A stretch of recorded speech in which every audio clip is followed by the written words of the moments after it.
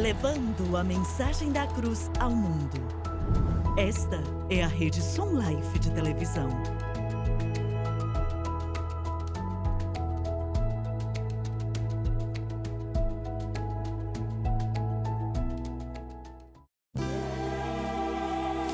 Bem-vindo a um estudo na palavra, uma série de estudos bíblicos focalizados na cruz de Cristo.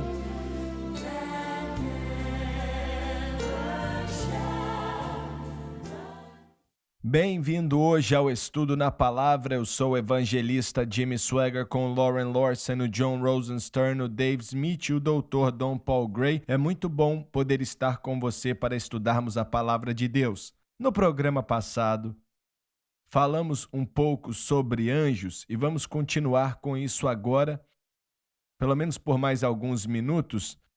E é muito bom ter você conosco e vamos ler Salmos. O Salmo 8 e o versículo 4, quero te mostrar algo que acho que vale a pena aprender. Lê o quarto versículo, por favor. Que é o homem mortal para que te lembres dele, e o filho do homem para que o visites. Deus se tornou homem, foi para o Calvário para redimir a humanidade caída.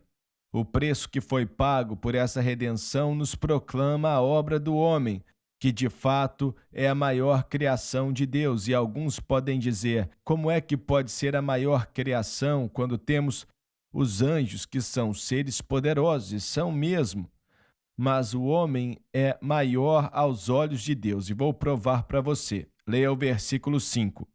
Contudo, pouco menor o fizeste do que os anjos. Pare por aí. A palavra anjos ali não devia ter sido traduzida dessa maneira. Não sei por que fizeram isso, mas a palavra hebraica é Elohim, que quer dizer a Trindade. Na realidade, devia ter sido traduzida pouco menor o fizeste do que a Trindade. Quando olhamos para o homem hoje, entendemos que ele está em uma situação ruim, mas é o resultado de 6.000 anos da queda do homem. E, para ser bem franco, o homem não está melhorando desde a queda. A situação está piorando. Sei que a psicologia humanista diz que o homem está melhorando cada vez mais e por aí vai. Não está, não.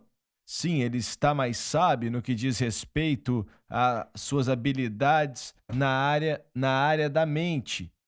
Mas, em um todo, o homem não está melhorando. Ele está indo na direção oposta. E isso só vai mudar quando Jesus Cristo voltar e der a todos os crentes um corpo glorificado. Vamos ler o versículo 5 outra vez? Contudo, pouco menor o fizeste do que os anjos, e de glória e de honra o coroaste. A palavra no hebraico Elohim aqui, traduzida para anjos, devia ter sido traduzida para Deus, pois é o que a palavra quer dizer. Não há lugar no Antigo Testamento onde Elohim quer dizer anjos. Quer dizer que originalmente o homem foi criado mais alto do que os anjos, e em Cristo vai ser restaurado para essa posição preciosa. Vai acontecer pela graça de Deus. No hebraico a palavra maler que é usada para anjos e quer dizer um mensageiro. Aqui não está falando de um mensageiro, mas da humanidade sendo maior. Você está coberto de razão. O texto masorético diz que no hebraico original a tradução tinha que ser a Trindade, Deus, Elohim, no sentido do plural.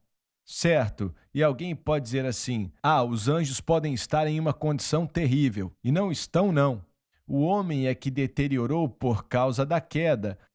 Ele não está melhor a cada dia. Mentalmente, Daniel disse que nos últimos dias o conhecimento multiplicaria.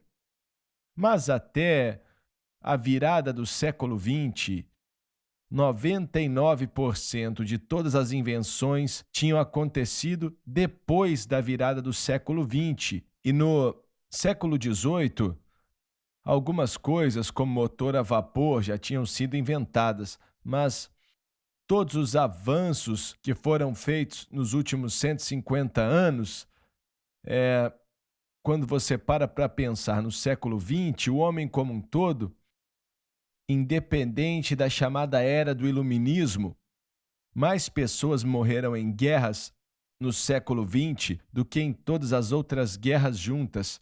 Foi assim que a situação aconteceu. Então o homem não está melhorando. Ele vai melhorar quando Jesus Cristo voltar. E a única luz neste mundo é aquela que está nos crentes. Você é a luz do mundo, Jesus falou. Quando um filho de Deus falece, uma pequena luz sai deste mundo.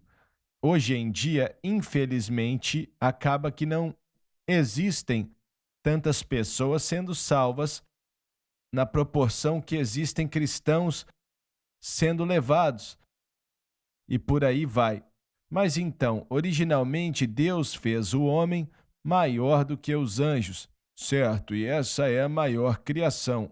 Quando você olha para eles abaixo dos anjos, é um resultado da queda. Mas Deus quer voltar com o homem para esse nível mais alto, e ele faz isso através da cruz, nos redime através da cruz. O homem foi feito de uma maneira tão maravilhosa no princípio, mesmo vindo do pó. Nosso corpo humano vem do pó.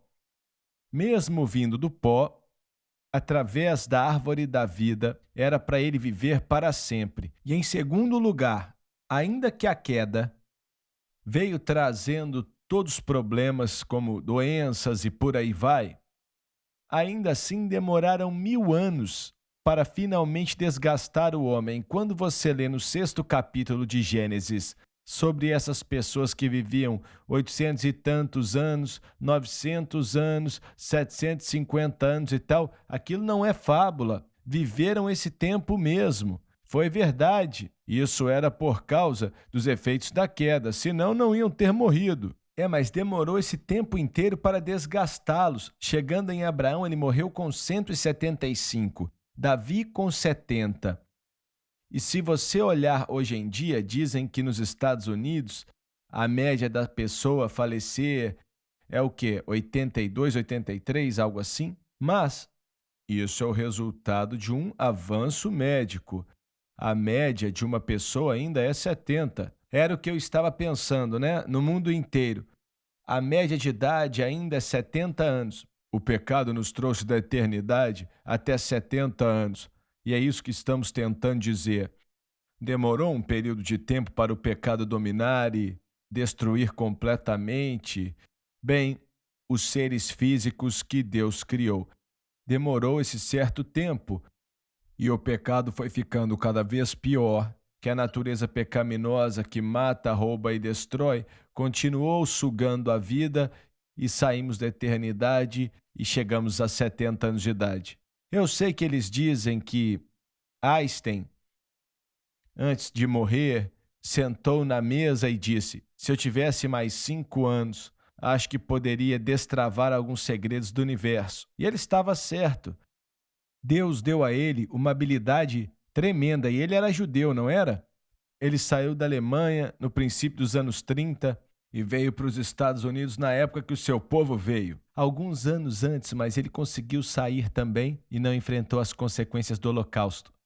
Mas por mais inteligente que Einstein tenha sido, não acredito, porque a palavra de Deus nos diz que os segredos do universo estão conectados ao Senhor, e ele não ia deixar ninguém receber isso de maneira alguma. Mas ele talvez fosse capaz de fazer outras coisas.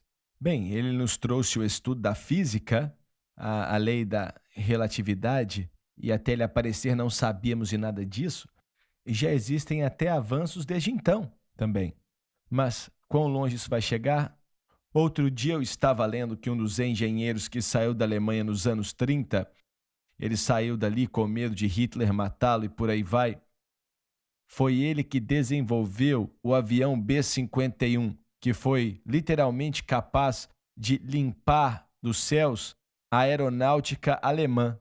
E o irônico foi que esse homem que ele colocou para correr foi capaz de ajudar a diminuir o tempo de guerra pelo que ele inventou com sua habilidade. A engenharia alemã é inquestionável. O meu bisavô, e ele era judeu, estou falando de um homem que era judeu. Sim, o Senhor deu ao povo judeu e sei que alguns são contra essa ideia, mas um senso profundo de inteligência. E eles sempre buscaram educação durante toda a história, desde 70 depois de Cristo, para manter a identidade deles e sua separação, mas também para se prepararem e se protegerem. Eu fui um preletor em um certo evento que o homem judeu, eu não me lembro do nome dele, ele tinha sido eleito primeiro-ministro e assassinado por um de seus próprios homens. Era o Isaac Rabin, e ele era o preletor e pediram para que eu terminasse fazendo uma oração e tal. E nunca vou esquecer o que ele falou. Ele disse: quantos Jonas Salks morreram no Holocausto? Quantos Einsteins morreram no Holocausto? E ele falou de nomes assim falou de uns 10 nomes que mudaram o curso deste mundo para o bem. E aquilo me tocou quando ele falou, porque ele estava certo. Ele estava coberto de razão. Esse terrível acontecimento, algumas semanas atrás, lá em Pittsburgh, a questão, eles perguntaram por que existiu essa atitude de antissemitismo, por que esse ódio pelo povo judeu, não por todos, mas que vem de alguns, e agora o poder da América regula muitas nações que perseguiriam os judeus se a América não estivesse ali no cangote deles. E aí perguntaram: de onde vem esse ódio? Porque os judeus não perturbam a ninguém, eles não machucam a ninguém e são uma bênção para qualquer país no qual eles habitam, para qualquer país que os recebe. Eles são bênção para aquele país. E você falou, Deus deu a eles algo especial. Pensa no que eles eram antes de se desviarem, não é? Eles não entendem que é um problema espiritual, entendeu? Satanás odeia os judeus porque, mesmo eles estando distante de Deus, mesmo eles tendo se desviado, ainda assim existem promessas que Deus fez e Ele vai cumprir essas promessas. Voltamos já.